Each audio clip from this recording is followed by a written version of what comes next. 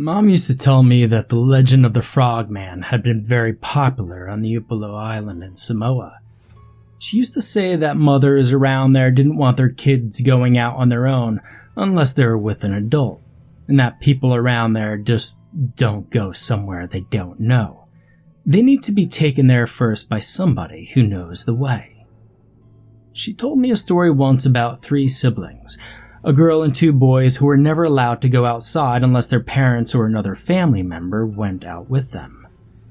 One day the kids, tired of this strict regime and thinking their mother was just full of superstitions, decided to sneak out of their house to go see their friends who claimed they'll be hanging around an abandoned cabin near a waterfall.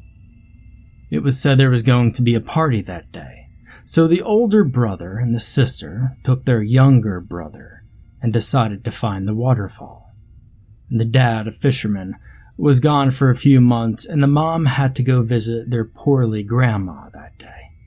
The kids left around 2 p.m., and they went to the only waterfall they knew around the place, but they didn't see any cabin. And the younger sister claimed she knew the location of another waterfall that was by the outskirts. And the brothers followed the sister. Hours passed by, but they still couldn't find the waterfall or the cabin. And the sun set, and it started to rain. The siblings wanted to go back home, but they couldn't find the way back. And as they walked between trees, the little brother began to cry. When his siblings asked him what the matter was, he said there was a creature chasing them. They stopped so that the older brother could take a look, and that's when the creature appeared. They knew who he was. They have heard the stories before. The Mahatori was coming for them because they were lost. The siblings tried to run away, but the ugly-looking creature hopped fast. And in shock, the sister didn't realize she had let go of the hand of the younger brother. And by the time the 2 kids realized their brother was not running with them, the little one had already been captured by the monster. The girl tried to go back for her little brother, but the older one grabbed her hand and convinced to go in order to save their lives. And that's not the worst part of the story. It's that you can never move on after that. And for every night, the creature visits your dreams. That was the story of the Mahatori. A story my mom used to tell me all the time. And one of the most interesting things about Mom telling me the story is that she was pretty serious about it. Sometimes, even her eyes became watery. She sounded as if she was afraid, which made the story more appealing. When I was a kid, I was obsessed with all the Mahatori stories and grew up believing he was real. Mom was from Samoa and lived there until the age of 25 when she moved to Australia to be with my dad. Dad died 2 years ago. Sadly, Mom followed him this year. I do have an older sister, but she's 15 years older than me, and we were never exactly close. And after my parents died, I was devastated. My sister Katrina and I inherited the house and couldn't agree whether we wanted to sell it or keep it. And I wanted to keep it, but my sister, who only cares about money, couldn't wait for some cash. In order for me not to deal with my sister, we came to an agreement. She could keep the house and do whatever she wanted with it, but I got to keep every single thing that was inside the house. That includes furniture, documents, pictures, jewelry, etc. Katrina, of course, made me negotiate a few things, but ended up agreeing. The day after my mom's funeral, Katrina made me go to collect the things, and I asked a couple of friends to help me out moving. I checked every single place in the house, grabbed everything, and left quickly. The main reason why I wanted these things was because they had sentimental value to me. Nevertheless, this was not the only reason. As I said before, Mom would always tell me the most amazing stories, including the creepy story of the Mahatori and I, a film producer, that needed a new idea for my new indie production.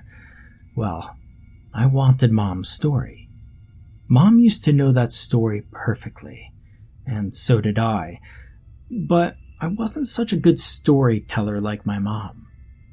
I needed her exact same words. I knew Mom kept different journals where she wrote things, and maybe, if I was lucky enough, I could find something.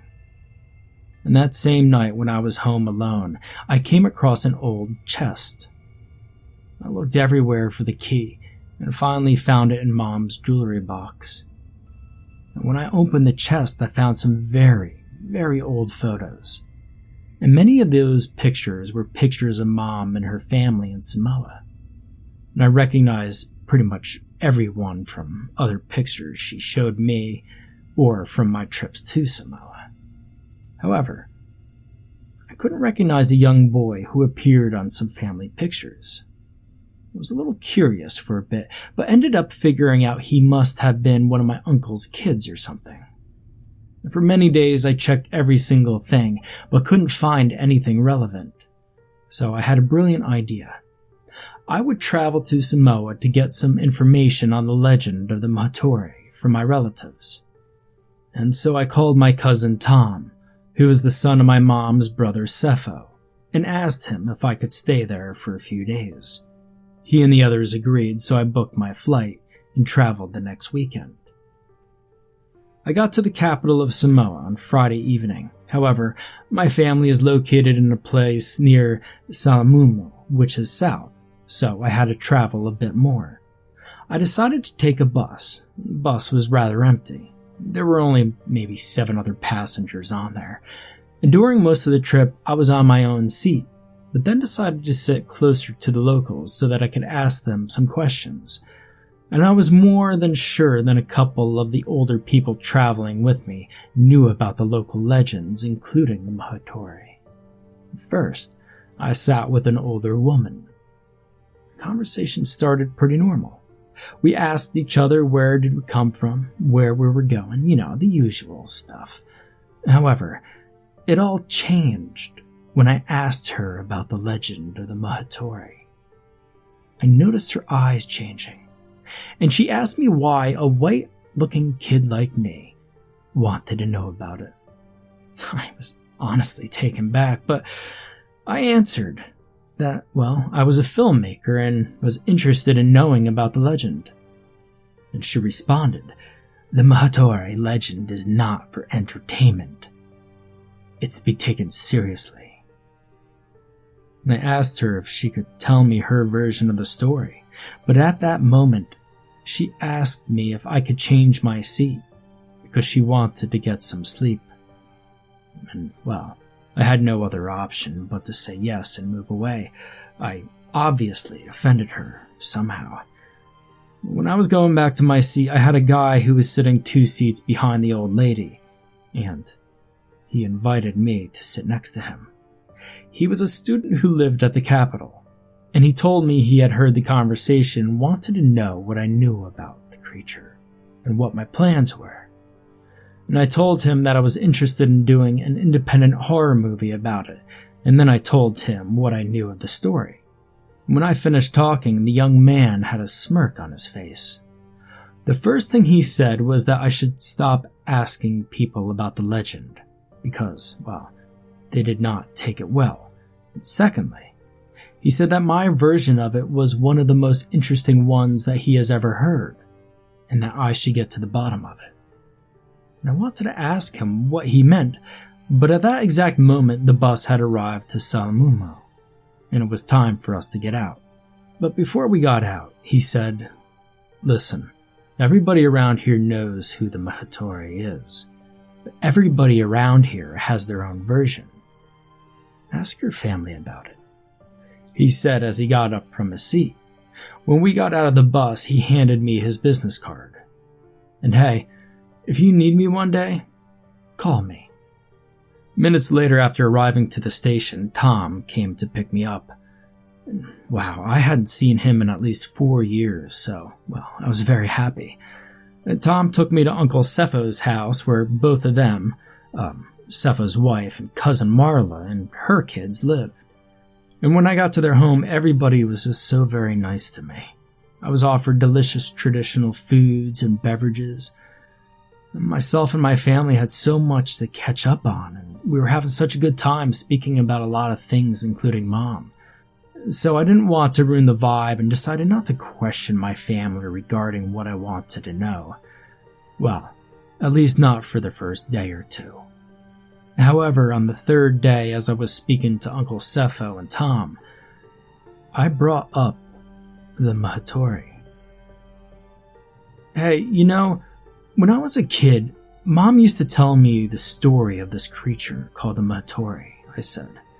And at that moment, I could tell how my cousin stopped what he was doing and how my uncle's expression changed, even though he tried to hide it. So, what do you know about him? Uncle Sepho asked me. And so I told him the story. And I also told him that I was thinking of making a movie about it. And although they didn't seem too happy, Tom looked blank, and my uncle looked, he looked angry, pissed off even. I don't think the people who lost their brother would be very happy to know that you're getting money out of a tragedy, my uncle told me. What do you mean, Uncle Sepho? He's not a real monster, he's just an old person's folktale, I said, and I tried to laugh it off. My Uncle Sepho just walked away. And when he left, I was alone with Tom, and I asked him what my uncle meant. He said Uncle and Mom were the two older siblings of the Mahatori story. I, of course, didn't believe at first. I've never heard of Mom having another sibling. Tom, however, was very convinced. He said he could prove it to me later on when everybody was sleeping. And I had so many questions, and I refused to believe that the Mahatori could be real. I refused to believe that Mom hadn't told me everything about her life.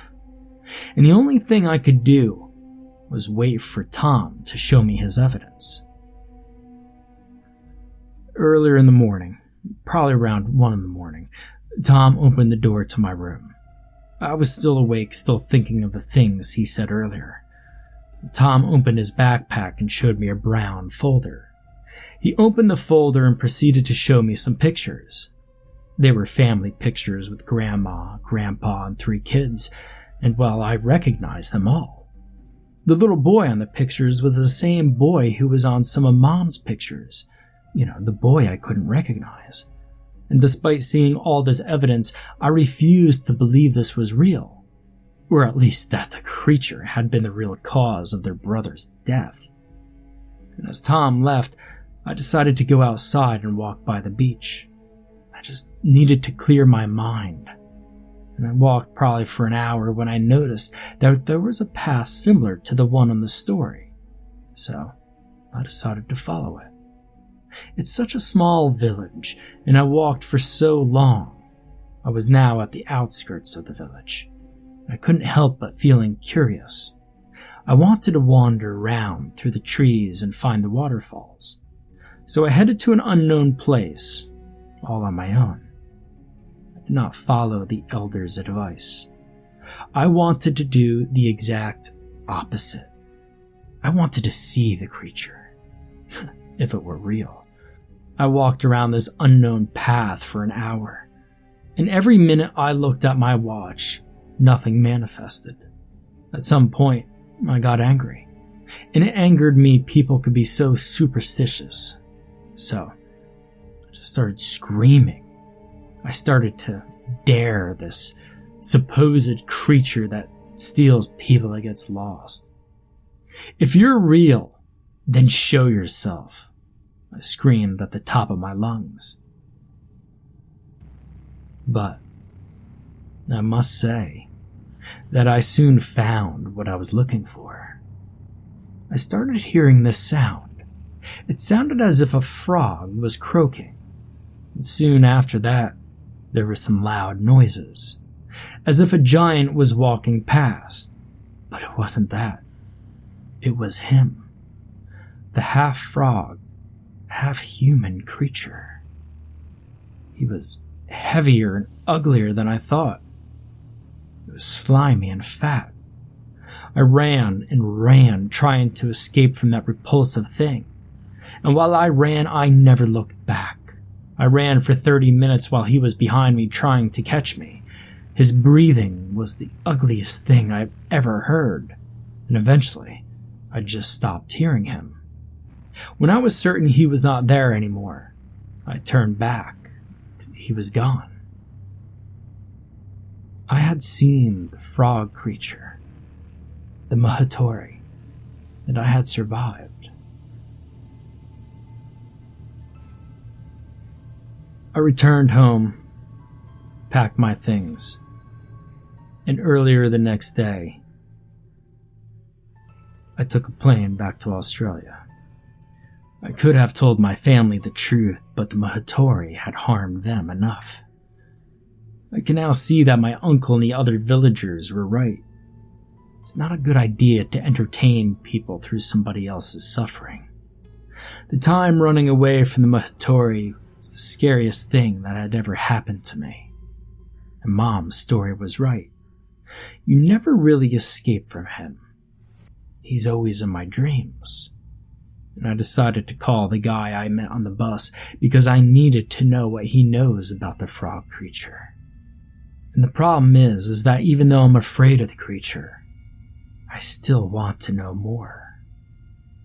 I guess now I know why Mom always mentioned him, even on her deathbed.